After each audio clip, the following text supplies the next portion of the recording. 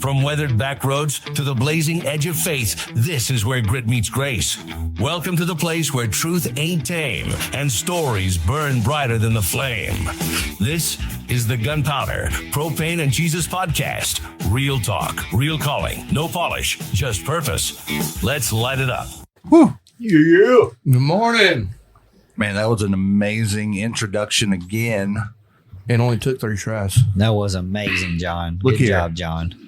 Hold on, John. I'm going to take up for you. That was only twice. Yeah, thank you. Sorry. Thank you. Back to 28 states. And actually, it worked perfectly on the first one. It's just one of us didn't like the volume of it at that time. Who, me? 2 of us. Jordan over 3 of us. y'all. Donnie, are you 4th? 4. See, Four. you're outnumbered. It's almost been unanimous. If you all had a the vote, hours. if you had a vote, it would be unanimous. I can't get no love.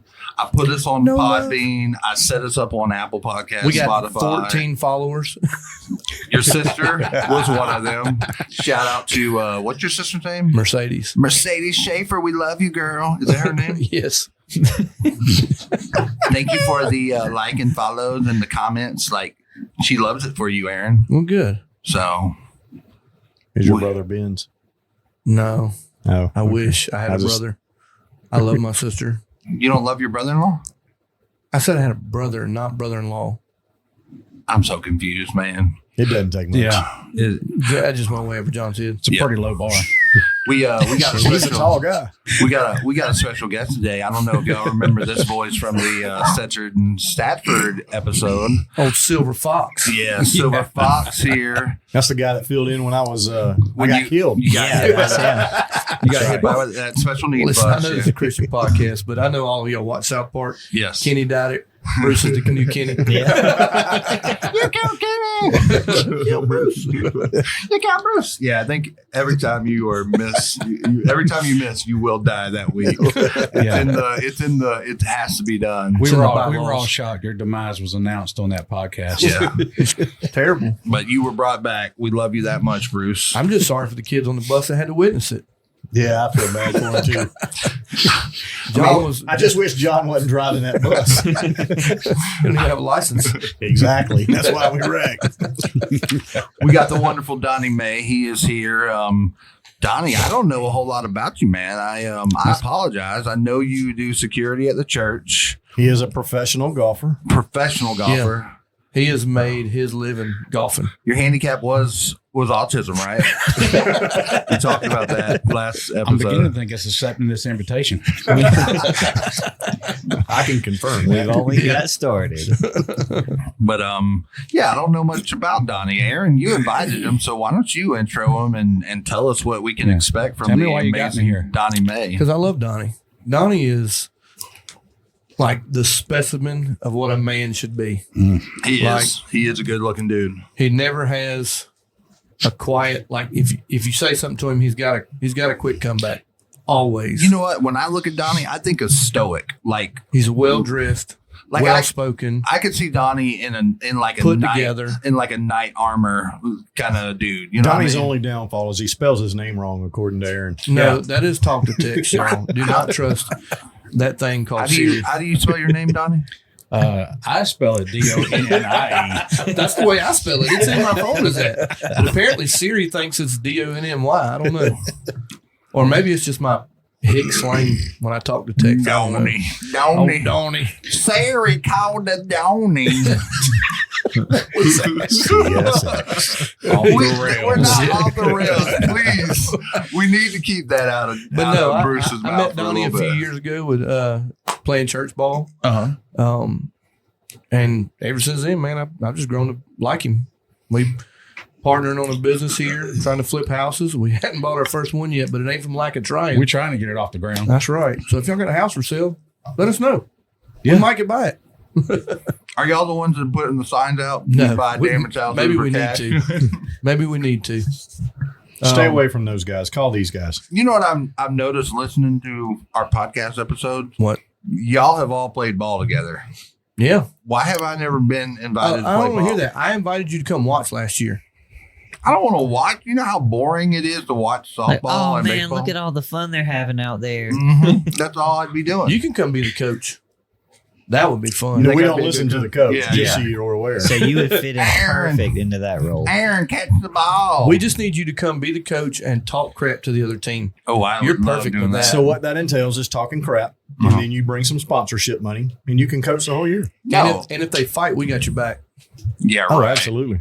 You're too soft for fighting, Aaron. You got a family. You can't go to jail. he may not be the young buck he used to be. Bro, these are healing hands. Beating and healing hands. That's right. So I think my temper has gotten a little worse the older I've gotten. Really? Yeah. Like I used to not want to fight. And I used to try to stay away from it unless I was living in sin and partaking of beverages I shouldn't have been. Then it was real quick. But now, Alcohol. It's funny how those things go together. yeah, Well, you're yeah. right. You're right. It is. But it does still take a lot for me to want to put hands on somebody. But if it's for somebody that's close to me like y'all, I would definitely give them some healing hands from the Lord. Give them the old verse 1, 2. That's why we like Donnie. See, there's the quickness. Yeah, Donnie. But, Donnie May. Donnie, share a little bit about About how you came to know Jesus or how you got involved in. Tell us about yourself, like where you went to school. You know, what made you Donnie May today? Start from when you popped out. Yeah, yeah. Was your mom loving? Is there a time limit on this thing? You got 30 minutes. Just give a quick, 1 to 2 minute rundown, and we'll go into some other stuff. Yeah, we can You'll be able to banter. explain some more later. Sure. No, it's grew up in South Georgia, been in the car business all my life. Like a lot of people in the car business, I got out of the military and thought I'd sell cars. So I figured out what I was going to do for the rest of my life. And here we are 30 years later and And you're stuck. still doing it. Can't get out. We're trying to get in the house business. We're You trying are- to get in the house business. You are the guest of a whole 63 downloads podcast right now. We did that in 3 days, guys. We deserve a clap. Like, Where's the golf clap, Jordan? You're kind of a big What, deal. Jordan, kind of a John, big you deal. got your iPad, you got your laptop. I don't Why have are we a- not getting claps? I don't have a golf Anybody clap. that wants to be a producer for no pay, reach out and let us know. There's our golf clap. There he goes. That's what people love. Them crickets. You're slacking on that, man. I'm you sorry, didn't even man. bring me a laptop I last got week. so many that I need They're not to cut labeled. them You down. don't know where they No, are. they aren't labeled. I just don't. I don't know what to play. It's kind of hard. Out of all the guys we interviewed, this is the one we went with. We didn't do any interviews. It was a That was charity the problem. thing. Oh, okay, okay. It was a show Bruce up was and a you're guest in. on the podcast episode we didn't record, and he's like, "I love it so much, I'm going to be a host." So that's why I'm killing Bruce off every week. So, So you're in the car business now. You do services and warranties and stuff like that. Where did you start at? Where did you start out in the car business? Actually started out with one of our church members at Gerald Jones. As a salesman, or did you go straight into finance? No, I started in sales. Went So back- he didn't like you that much. Hey, you got to start in the trenches like everybody. Yeah, getting into that finance is kind of a hard deal. Yeah, Andy wasn't around really when I started. Andy was still, one of the younger guys, and Gerald was still the guy that was in the day-to-day deal. And I went there and sold for probably a year, maybe 2 years, and got a chance to step up and go in the F&I office, and that's what I did. Was Ricky Stokes there when you were there? He was. He was. Yep, he was, which is probably one of the reasons why I'm no longer there. He's definitely the reason I'm not there anymore. Not that he was a bad person, but he asked me, he's like, "Do you want to be here?" I said, "No." He said, "Then why are you here?" I said, "I don't know. Good question. See you later." Yeah. No, back in my day, Cotton Flynn was my general manager, and Robert Pennington, who's still It's a great fun buddy of to mine. time. Yeah. Old Cotton. Old Cotton. what's Yeah. the guy's name that came up with drybaby.com? Beep beep. That's Milton Rubin. Yeah. Yeah, it's a whole nother, whole nother two dealership. different- Well, he used to work at Kia of Augusta when I did IT work there. He claimed he came up with that slogan. I can't remember Scott. Oh man, I can't remember his name, but old dude in finance. I was like, he was terrible with his computer. He had no clue. Like, he'd be on Facebook video games the whole time and be like, my computer runs so slow. And I'm like, you're playing Brickbuster on Facebook. What do you expect? You can't. I'm like, no wonder it takes customers 17 hours to get a finance contract done. You're playing Brickbuster. You're not going to be good at it. No wonder this podcast takes 2 hours. Man, I swear. John's playing Brickbuster. I ain't gonna got it. That's why we can't get sounds up. Man, I was on it this morning. You were. Y'all hurt my feelings. Hey, it only took us 36 minutes to get going today. We give John a hard time, but he does a lot. He was in here sweating like a slave last night. Man, hanging up these sound dampeners. What about this new light? Yeah, that light, $14.99. Shout out Harbor Freight, $5 moving blankets to dampen sound. I think we're doing pretty good, y'all. Yeah, it sounds a lot better in here. It does. As soon as we get some more subscribers and followers, it and feels sponsors, hotter though. Is one of them on? They're both on. God, they're just blocked by the blanket. It feels great right here. Me and Jordan feel really good right now. Yeah. Sorry, guys. So you went from F&I, and then you eventually transferred to like corporate GM, right?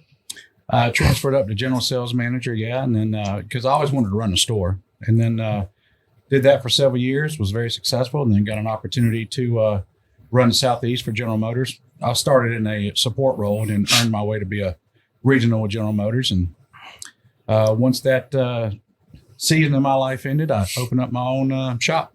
Heck yeah. And now you do F&I support for different businesses? Do onshore, offshore wealth building structures and F&I training, ethics, compliance. Can we get the account number to your offshore Bahamas account, please, sir? You can get the account number to mine because I don't have one. Just say 0. I set them up. My number's 0. That's right. A lot of people don't realize what goes in. If you start doing F&I, as far as the ethics and the standards and the testing and all that you got to go through. Yeah. Obviously the ethics, disclosure, transparency, guarding customer information. There's a lot of things that have to, and that are extremely penal if you get caught leaving somebody's folder sitting out or something like that. Yeah. So transitioning out of work back into faith. I know you've been coming to church ever since you and Erica was married, but were you in church before that, or? No. John was cutting up with me earlier about my mom and dad. I had the best folks in the world, never had a doubt that I was loved, always had the support, never wanted for anything. But the only time my folks went to church was when somebody was getting married or buried. Oh, Lord. So, so definitely church wasn't a good place for you. So, yeah, exactly. So, I didn't have any experience, but I was a decent athlete when I was younger. So I started playing, I got recruited to play ball with the church league. Started going with those guys, and I actually those church headhunters are crazy. They want to win, man. They want to win at all costs. It's competitive, or it's for fun. It's fun, but it's really competitive. Yeah, it's fun. All right. Church league ball has been some of the toughest games I played in earlier in life. This last couple seasons, I've seen one of the best fights at a ball field in the church league tournament. Yeah. Yep. It's so funny all the time, all the years I played church ball, and I'm sure you guys have seen it too. You can tell when a real congregation team is there, and then when a recruited team rolls in. Absolutely. They're the guys smoking in the parking lot. Now I will say this past season, we had 2 or 3 guys that didn't go to our church that played on our team, but the rest of them, we had a stout team, and everybody's like, "Oh, these people don't go to your church," and we're like, "Yeah, they do. Yeah, they're just young. Of a couple, yeah, they're just young and quick." Barry Bond is an online member. He just shows up for the game. Jordan's a honorary member. Yeah, I'm grandfathered in. That's right. We're still gonna get him over there though. But so you started going to church when you and Erica got together? I really started going to church regularly when Eric and I got together. I got saved when I was 15, when the ball, playing with the guys on the ball team, and then built a lot of strong relationships with people there in the congregation. Small little church, First Baptist in Blythe, Georgia. Ooh. You could hold your arm. Blink. Yeah, you can put your arms out and touch both sides of both walls. but yeah, did that and got baptized there. And like a lot of people, I made that commitment, and through the years growing up, teens and 20s and 30s, did a lot of things that sure didn't display what I did. But thankfully, when I met Erica, she got me back into victory, and we've been there for over 20 years. Heck yeah, that's awesome. How long have you been married?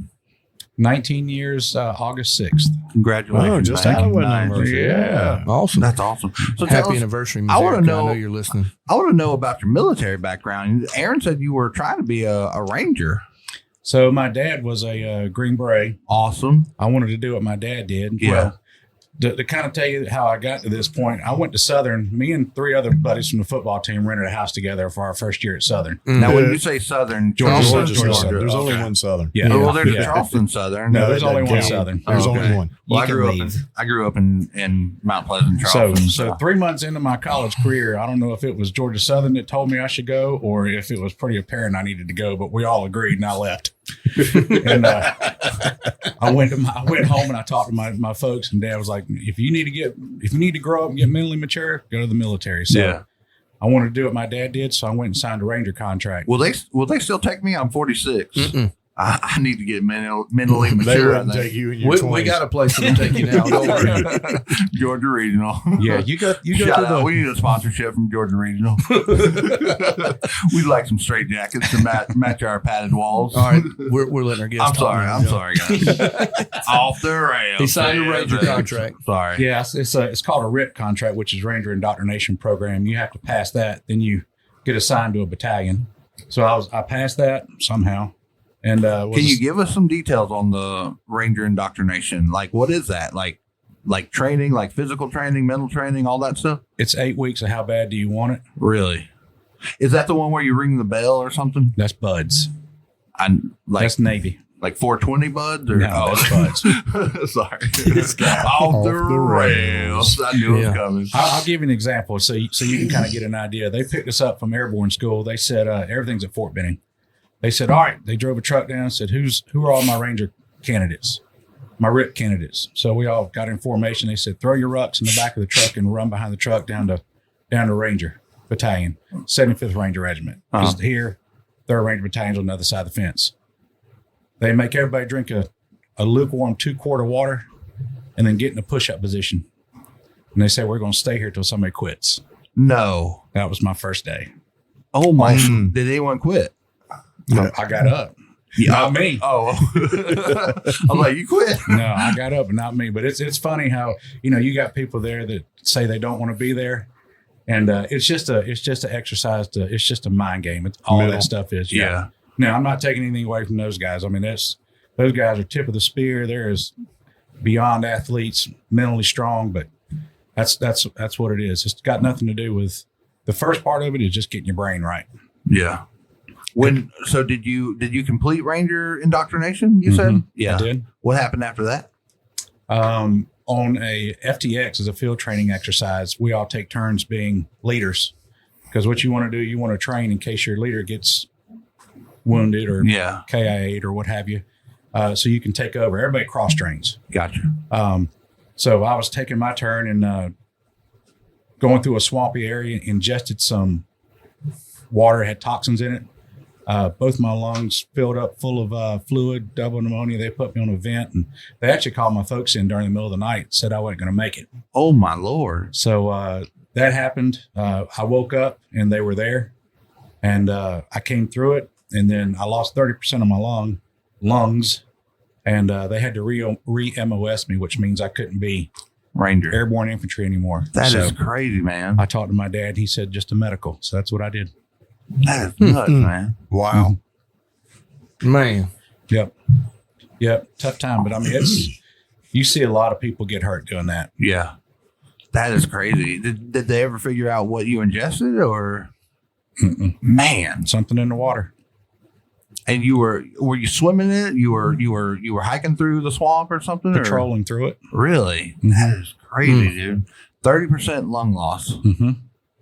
It looks like you're doing great. I mean, you're in great physical condition. Yeah, I've run half marathons. I've done all Spartan races, mud race. I've done all that stuff. What happened to your face in that training? Because it was pretty tore up. Did you take a grenade to the face or something? No, I'm just joking. We I'm think sorry, you took a grenade to the face, Joe. Yeah, few.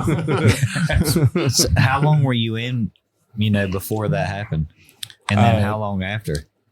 So I was coming up on, so I went through basic AIT airborne school, Ranger indoctrination program. Then I went to battalion. It's probably within that first year, right towards the end of the first year, I signed a 3-year deal. And I wish I was still there. If I could have kept my MOS, I would have stayed, because that's what I wanted to do. Yeah. And your dad was a full Green Beret. He did missions and all that stuff. Mm-hmm. That is awesome. Has he ever shared any cool stories with you? He has. Can you share with us? I probably wouldn't do his stories justice. Yeah. I mean, he did a tour. He did a year in Korea, a year in Vietnam, and my friends would come over and he'd start telling stories, and you could hear a pin drop. Yeah, man. He had a great story about he called it when he was a sneaking peek. Those guys go in there, just a few people, and they sneak around and see what's going on. And he does tell one great story where enemy patrol was coming down a trail, and one of them took a leak in the bush, and he was laying at the bottom of the bush, and the guy never knew it. What? Crazy. But when there's 30 of them and 4 or 5, 6 of you just take it. You got to let them pass. Yeah. You don't even do a snip with that buoy. Snip it. I remember when I was younger. And really paying attention. My dad, we had a pool, and he took his shirt off, and I looked at his back. I was like, "What in the world is that?" Yeah. And he had a time in career where he threw a satchel bomb into a bunker and ran across, and they started firing at him from the other side, and ran back across the bunker, and the bunker went up. And it was just like there were streaks all over his back. Daggum. So he threw the satchel, had to retreat back in the path of the satchel bomb, and it detonated with him. Man. Yeah, he had some great stories. Man, that is nuts. Yeah, well, but see, it's people like that allow us to do what we're doing. That's right. That's what I try to get my daughter and my wife to understand. Not that they don't, but when you could go play golf or you can go do whatever, there's somebody that bled so you could do that. Yeah. It's not just you get to do it because you want to. Right. And even the people that come over here and protest and show out and all this stuff, any other country, they would just roll up to you and put you in a prison, pop you right in the head. Yeah. They're allowed to do that because of those people. Right. I mean, we're all of us here pretty tough guys. I think we could handle a pretty good bit, but I'm soft as baby poo. Well, we know that. we were just trying to. He said, guys, not hurt your feelings. We were great on the curve. But that era of men, trophy. my grandpa, your dad, my father-in-law, my grandpa lied about his age just so he could get in to go to Vietnam. My dad lied about his age. Yeah. That was the going thing back then. Mm-hmm. Men back then were men. Like, they wasn't scared. Like, hey, let's go. They're proud to be an American, and they're going to run full-fledged into it no matter what. And my father-in-law's pushing almost 80, and he's still the same way today. I know he was a tough dude. Yeah. I've known him a while. Oh yeah. I definitely wouldn't run from him in a shooting contest. Oh no. He's going to hit me. Ask for mercy. Yeah. Yeah. But it's crazy to me, though, that talking about the fellows that were in that era, that how strong they were and what they endured and all the things they saw. And not taking anything from this war or these wars that these guys are having now, but, my grandpa is, he was 78 when he passed, so it was just a couple of years ago. Even up until then, talking about it, he never... they say PTSD, which I believe that is real. I never seen him have it, though. That's how strong he was. Like, my grandma's told me times where he's broke down before, but he didn't let nobody see it. Yeah, it didn't exist. Yeah, right. It was a sign of weakness. That's right. Yep. They were. Hey, we got to get done and push through it, and everything's going to be okay. Yeah, suck it up and drive and on. if it ain't, we're going still. Rub some dirt on it. Rub some dirt on it. That's what I tell Jackson. Throw the dirt on it. Keep dirt on it. Absolutely. So just talking about the military, and I don't want to get super political here, but I just want your take. So I look at it and it aggravates me because with the dimensional wars and all that kind of stuff, why are we the only country in the world that operates by wartime law?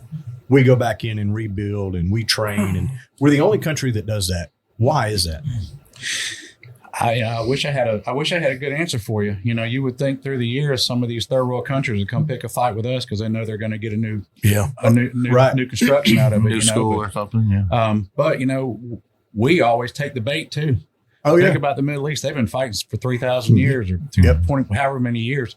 They're going to be fighting another 3,000 more. And we got wars on our own turf that we can't solve and fund and take care of because of that. Yeah, and that's what really bothers me.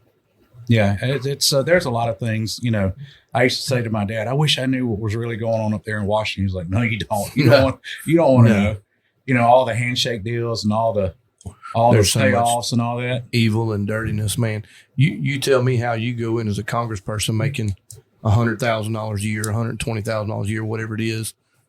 And in 5 years, you're worth 10, 15, 20 million.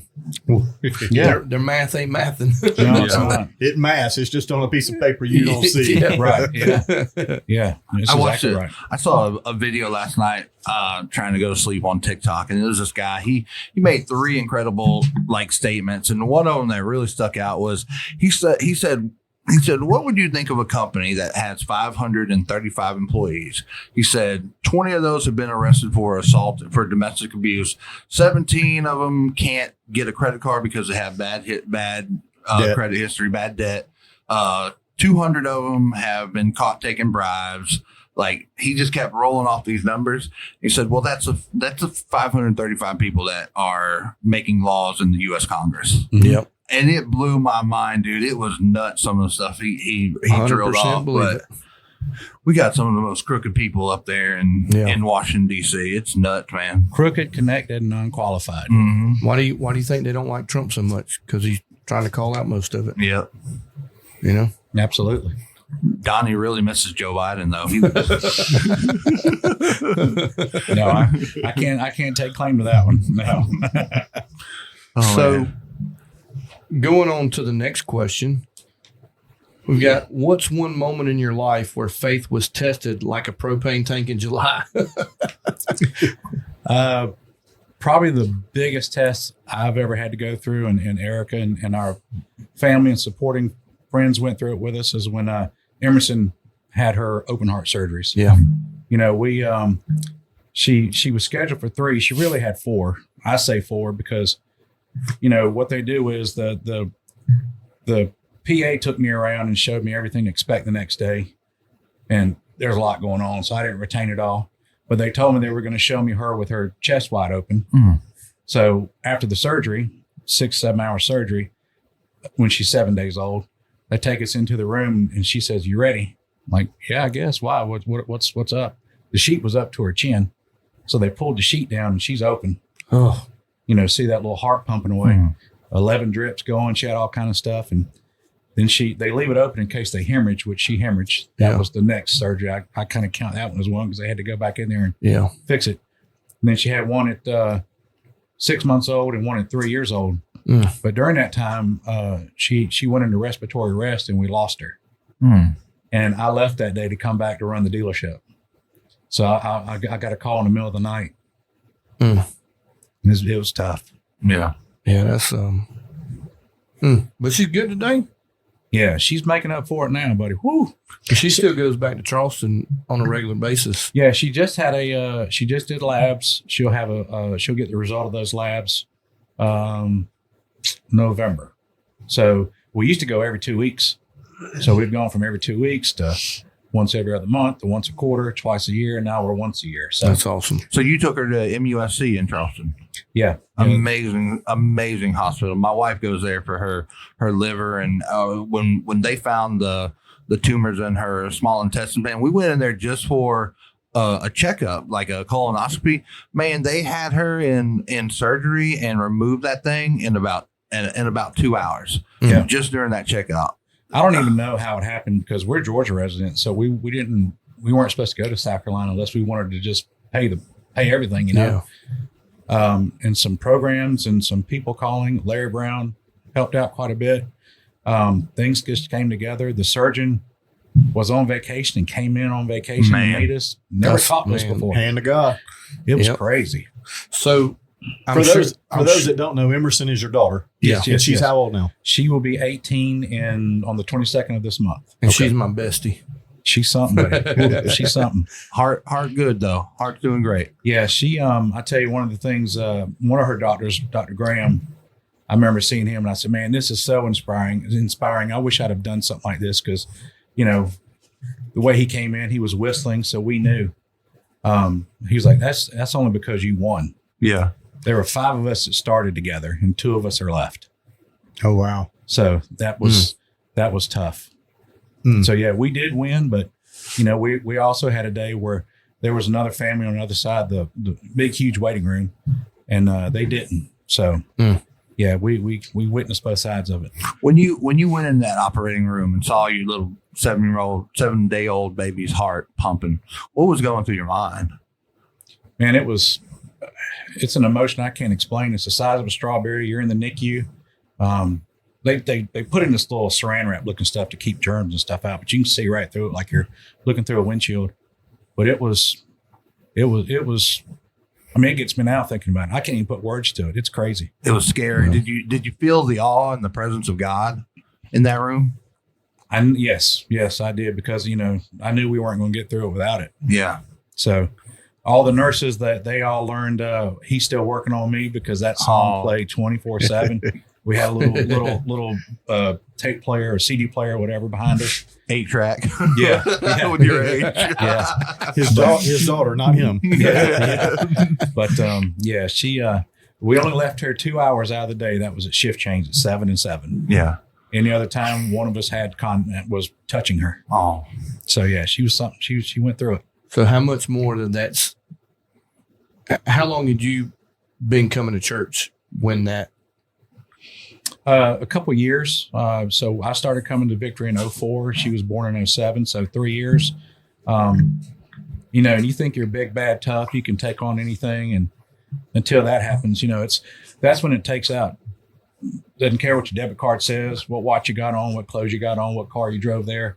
You're completely helpless. It equalizes you. It puts you on an equal plane. Yeah, you're just like any other time I can make this go away. Yeah, problems. Yeah. Right. But that was like, there's nothing I can do. You have no control on it. Yeah. So how much more did that strengthen your faith through all that? Because I'm sure before you thought everything was good and you were going through the motions and just probably thought life was okay. Yeah, we were, going through the motions, and that definitely got me a lot closer to God. Ashamed to say I didn't. Once things got better, like a lot of people, I probably didn't stay as close as I should have. So, that's a regret of mine, but that's the facts. But yeah, so over these last few years, especially since the mission trip you and I shared together, Yep. Things have really changed, and a lot of stuff has changed for the better, and it's pouring through the house. So it's a great thing. It's a great thing to see, and it's nothing you can manufacture or buy. That's right. Donnie, can we get your salvation story, your Saved by Grace moment? Thanks for listening, and remember, the smoke may settle, but the embers stay lit. This was the Gunpowder, Propane, and Jesus podcast. Stay tuned for the next part of this episode.